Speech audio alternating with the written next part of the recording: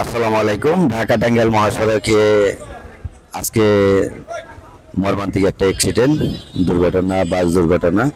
বাস এবং ট্রাকের সাথে সংঘর্ষ হয়। ঠিক সেখানেই স্পট ডেট একজন ভদ্র মহিলা এবং দুইজন মুমূর্ষু অবস্থায় টাঙ্গাইল সদর হাসপাতালে পাঠানো হয়েছে এবং কি বেশ কিছু লোক জামরকি উপজেলা স্বাস্থ্য কমপ্লেক্স টাঙ্গাইল এখানে পাঠানো হয়েছে। সদর হাসপাতালে আরও লোক পাঠানো হয়েছে যারা আঘাতপ্রাপ্ত, এবং কি দুইজন মুমূর্ষু অবস্থায় পাঠানো হয়েছে, তারা হয়তো টিকবে না। আপনাদের অতি সত্বর আমি জানানোর জন্য বলবো যে আপনারা যার যার লোকজনের কাছে একটু সংবাদ নেবেন। এটি তারাকান্দি থেকে ঢাকাগামী বাস ঢাকার দিকে যাইতেছিল, তখনই এই দুর্ঘটনা। এই দুর্ঘটনায় একটা ট্রাকের সাথে বাস ধাক্কা মেরে দেয় আর কি, যার দরুন এখানে সরজমিনে একজন ভদ্র মহিলা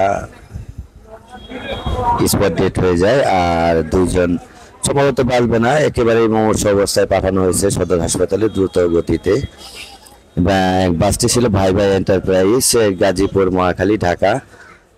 বাসটি আসতেছিল তারাকান্দি থেকে ঢাকার উদ্দেশ্যে রওনা দিয়েছে। প্রায় ডান সাইডে যে যাত্রীগুলা ছিল তাদের কোনো ক্ষয়ক্ষতি হয় নাই। বাসের ভিতরে বাম সাইডে যে যাত্রীগুলা ছিল অধিকাংশ লোকই ক্ষতিগ্রস্ত, এবং কি একজন ব্যক্তির চেহারা বোঝা যাচ্ছে না, তাকে সদর হাসপাতালে টাঙ্গাইলে পাঠানো হয়েছে।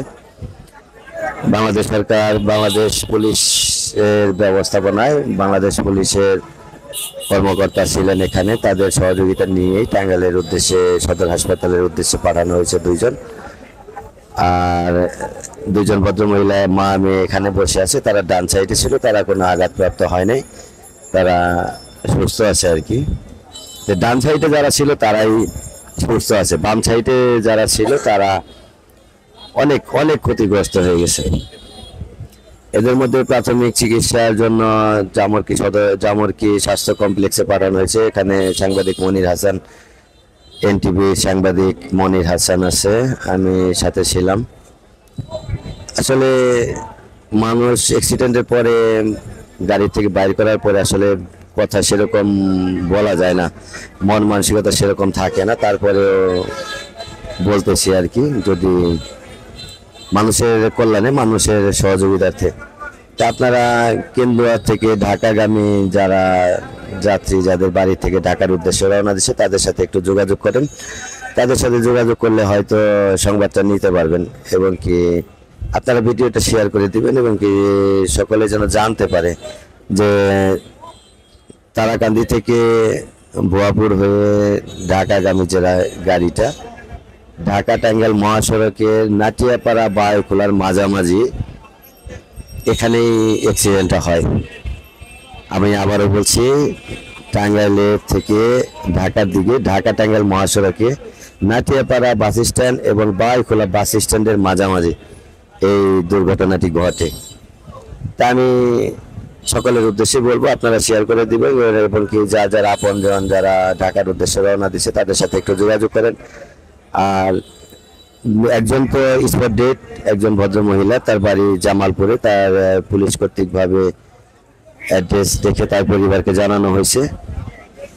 পুলিশের সহযোগিতা নিয়ে পুলিশ সদস্য ফোন করছিল ওনার ছেলের কাছে, জামালপুরে তাদের বাড়ি, আর দুজনের বাড়ি বলা যাচ্ছে না কোথায়, তাদেরকে টাঙ্গাইল সদর হাসপাতালে পাঠানো হয়েছে আর কি। এখন কোন অবস্থায় আছে আমরা বলতে পারবো না, তবে জামরকিতে পাঠানো হয়েছে কয়েকজন, জামরকিতেও আছে। আপনারা দ্রুত গতি টাঙ্গাইল সদর হাসপাতাল এবং থানা স্বাস্থ্য কমপ্লেক্স জামরকি টাঙ্গাইল এখানে যোগাযোগ করার জন্য আমি আপনাদের কাছে বিনীতভাবে আহ্বান করছি, এবং কি আপনারা শেয়ার করে দিবেন, এবং কি সকলে যেন জানতে পারে। সকলের সুস্বাস্থ্য কামনা করি, সকলের চলার পথ নিরাপদ হোক এই শুভকামনায়।